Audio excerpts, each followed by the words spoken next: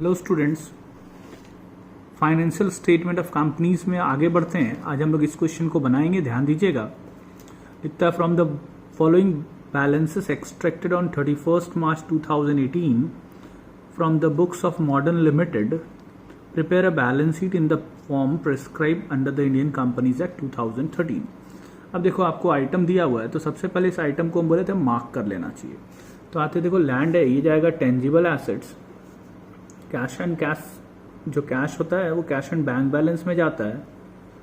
उसके बाद share capital, तो शेयर कैपिटल में जाएगा। 6,30,000 रुपया दिया हुआ है, 10 रुपया का शेयर है तो 6,30,000 है, 10 रुपए का शेयर है, यानी टोटल हो गया 63,000 शेयर्स। ठीक है। फिर बिल्डिंग है, ये टेंजिबल एसेट्स है। कॉल्स इन एरियर दिया, अब यहाँ ध्यान दो, यानी कि पैसा नहीं मिला जो मांगे उस पर। 10,000 शेयर पे एरियर है तो टोटल 63,000 शेयर है, जिसमें 10,000 शेयर्स पे एरियर है, यानी 53,000 शेयर्स जो है वो फुली पेड अप है और 10,000 शेयर्स है वो नॉट फुली पेड अप है। ठीक है, क्योंकि उस पर एरियर है। एरियर मतलब बाकी। ट्रेड पेएबल्स, ये तो अपना हेड होता है करंट लायबिलिटी में। General reserve, reserve and surplus. उसके बाद प्रिलिमिनरी एक्सपेंसेस को हम बोले थे, अगर सिक्योरिटीज प्रीमियम में पैसा हो तो उससे माइनस कर देना, और नहीं तो फिर हम लोग जनरल रिजर्व से या सरप्लस से माइनस कर देंगे। ठीक है, यानी ये रिजर्व एंड सरप्लस में माइनस होता है। उसके बाद ब्रोकरेज ऑन शेयर्स भी सेम। स्टोर्स इन्वेंट्रीज का पार्ट है। Wages due, other current liability. Godown rent due, other current liability. Stock in trade, inventory. Unexpired insurance, other current assets, यानी prepaid insurance. Cash in office, cash and bank balance. Employees benefit fund, ये होता है long term provisions. Salaries due, यानी outstanding salaries, तो ये भी other current liabilities. Bad debts provision, short term provisions. Cash at bank, cash and bank balance. Live stock, tangible assets. Machinery, tangible assets. Loose tools, inventories. Trade receivable, current assets में एक head ही होता है। Unclaimed dividend, other current liabilities. Statement of PL मतलब surplus, क्योंकि credit side है यानी profit है, डेबिट होता तो वो लॉस होता। Debentures, long term borrowings. Bank loan तो long term borrowings. Investment, non current investments. अब हम लोग जब मार्क कर लिए तो यहाँ नीचे देख रहे हैं bill discounted but not matured. इसको क्या करते हैं बताते हैं। पहले आप पूरा बैलेंस शीट बना लेना, सारे आइटम्स को लिख लेना, पिछले वीडियो में भी बताए थे। ऊपर नाम वाम लिख देना, modern limited balance sheet as at, और जो डेट दिया हुआ 31 मार्च 2018। ठीक है, और ये जो नीचे दिया आपको bill discounted but not matured, ये बैलेंस शीट के नीचे आप यहाँ पे कंटिंजेंट लायबिलिटी लिखना for bill discounted not matured 40,000। Bill discounted but not matured is a contingent liability. फिर इधर हम लोग बना लेंगे नोट्स टू अकाउंट्स। अब एक एक करके आते हैं। सबसे पहला आइटम है शेयर कैपिटल, नोट नंबर 1। फिर यहाँ आएंगे नोट नंबर 1, शेयर कैपिटल। ठीक है, ऑथराइज्ड इशूड नहीं दिया है तो आप इसको छोड़ देना। तो ऑथराइज्ड कैपिटल,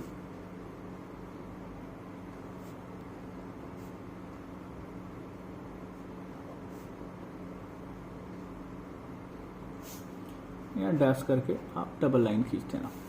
सेम इशूड के लिए भी, इशूड भी नहीं दिया है तो इशूड कैपिटल, यहाँ पे भी आप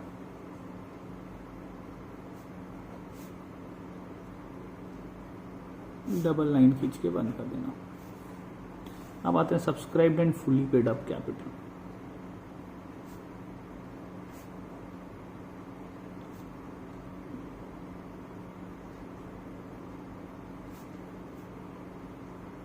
तो subscribe and fully paid up में अभी हम लोग देखें, यहाँ पे 2 था, टोटल 63 था, उसमें 10,000 पे एरियर था, यानी 53,000 फुली पेड अप था। तो यहाँ 53,000 शेयर्स लिखेंगे सिर्फ।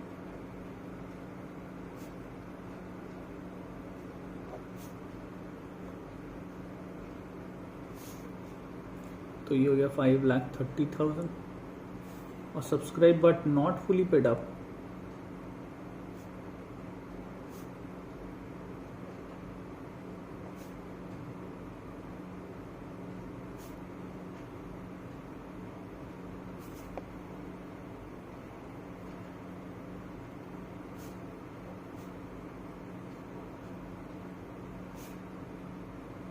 1 लाख लेस करते हैं इसमें कॉल्स इन एरियर्स या कॉल्स अनपेड।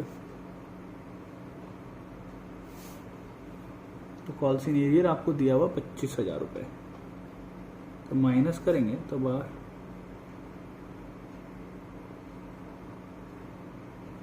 75,000, तो जोड़ के आ जाएगा 6,05,000। फिर दूसरा हेड है रिजर्व एंड सरप्लस। तो देखो रिजर्व एंड सरप्लस यहाँ देंगे नोट नंबर 2। तो रिजर्व एंड सरप्लस में आप लिखेंगे सबसे पहले जनरल रिजर्व।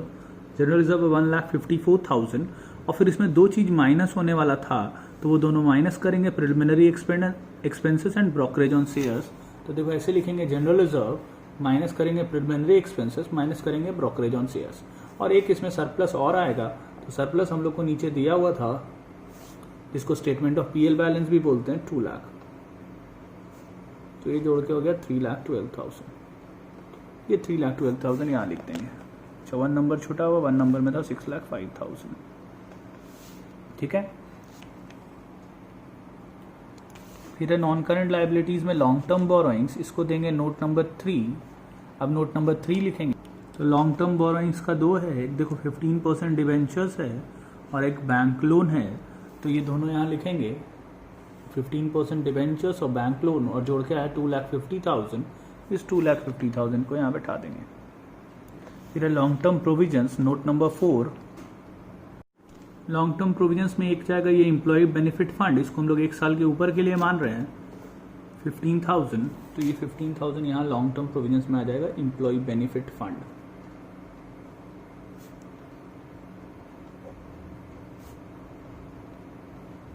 और एक ही आइटम है तो बाहर लिखेंगे और फिर इसको सीधे यहाँ बैठा देंगे।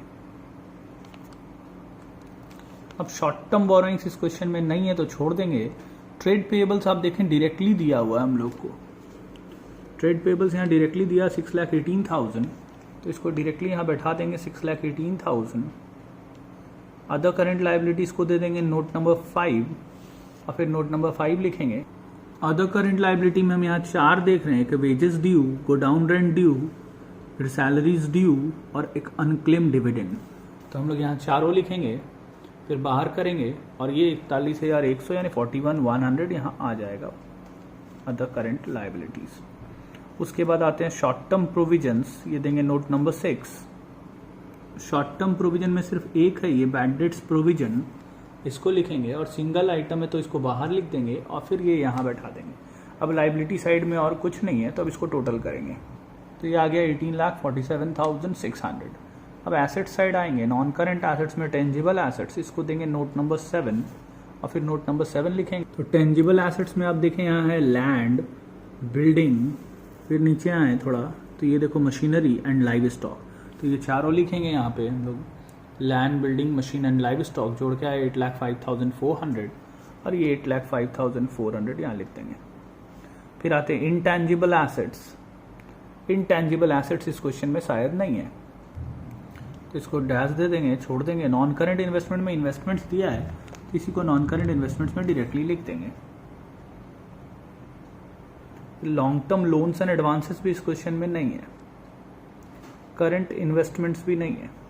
इन्वेंट्रीज डायरेक्टली दिया हुआ शायद, इन्वेंट्री डायरेक्टली नहीं है। आप देखिए यहाँ स्टोर्स है, फिर हम लोग देख रहे हैं स्टॉक इन ट्रेड है और फिर हम लोग यहाँ देख रहे हैं लूज टूल्स है, तो ये 3 जाएगा इन्वेंट्रीज में। तो इन्वेंट्रीज में यहाँ लिखेंगे नोट नंबर 8 और फिर नोट नंबर 8 में हम लोग stock in trade, loose tools और स्टोर्स को जोड़ेंगे और जोड़ के जो आएगा यहाँ नोट नंबर 8 में बैठा देंगे। फिर आते हैं ट्रेड रिसीवेबल्स। ट्रेड रिसीवेबल यहाँ देखिए डायरेक्टली दिया हुआ है 1,20,000, तो ये 1,20,000 लिख दिए। Cash and bank balance directly नहीं है तो इसको देंगे नोट नंबर 9। यहाँ देखिए है कैश इन मिल, फिर आप थोड़ा नीचे आए तो देखें कैश इन ऑफिस, फिर और नीचे आए तो कैश एट बैंक, तो ये तीनों लिखेंगे। तो ये तीनों लिखें, तीनों को जोड़े आया 1,94,000 और ये 1,94,000 हम लोग यहाँ बैठा देंगे। ठीक है। Short term loans and advances question में नहीं है। अदर करंट एसेट्स को दे देंगे नोट नंबर 10। इसमें देखिए आएगा अनएक्सपायर्ड इंश्योरेंस, ये अदर करंट एसेट्स में जाएगा। ये आया 8200 और इस 8200 को यहाँ लिख देंगे। अब लाइबिलिटी साइड और एसेट साइड दोनों कंप्लीट हो गया, अब एसेट साइड भी जोड़ देंगे। तो ये आ गया 18,47,600। क्वेश्चन और आंसर का PDF हम डिस्क्रिप्शन बॉक्स में दे देंगे, आप डाउनलोड कर लीजिएगा।